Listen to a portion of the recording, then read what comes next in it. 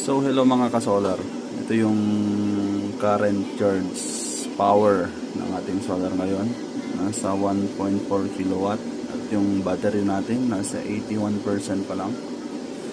Pero ito yung load natin, nasa 2.7 kilowatt. So yung mga loads natin ngayon at this moment, yung aircon na 1 horsepower naka-on na siya ngayon. Tapos meron tayong induction cooker, nagluluto sila.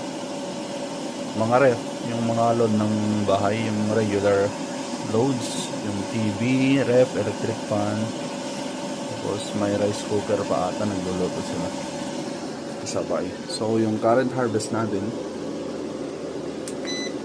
yan,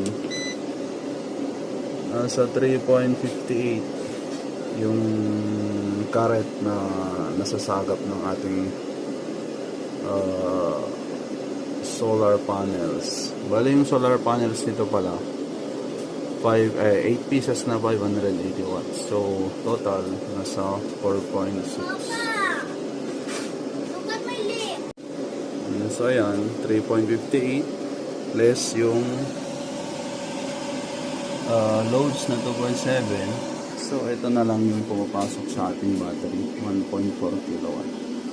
So sulit na sulit mga ka-solar ngayong tag-init. Sulit na sulit ang ating solar. Yan.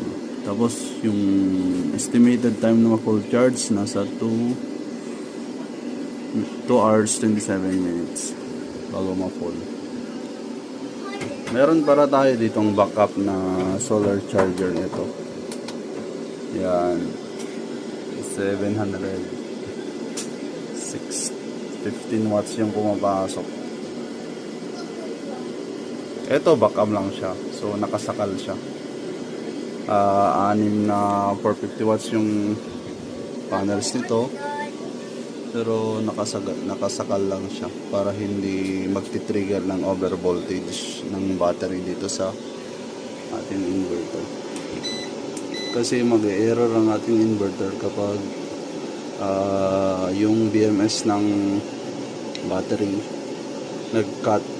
So pipilitin nito na pasukan ng charge, mag-over voltage yung battery at mag-error tong inverter natin.